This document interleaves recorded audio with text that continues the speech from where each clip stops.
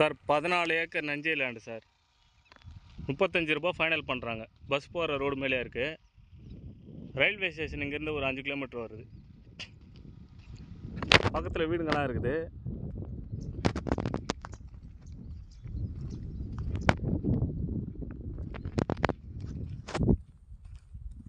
அப்படியே தெரியுது பாருங்கள்.